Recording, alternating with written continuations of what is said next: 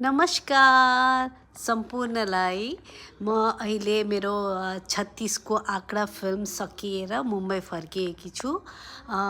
सुटिङको क्रममा मेरो hair style मेरो क्यारेक्टरले गर्दाखेरि एउटै खालको हेयर स्टाइल राखिरहेको थिएँ मैले।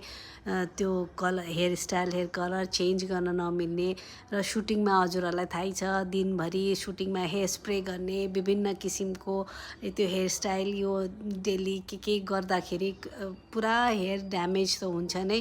त्यसले गर्दाखेरि मैले सुटिङ सक्ने बित्तिकै म दसैँको लागि मुम्बई फर्केर आएँ र बल्ल टाइम पाएर मैले आफ्नो हेयर स्टाइल चेन्ज गर्ने हेयर मसाज हेयर कलर सबै चेन्ज गरेको छु।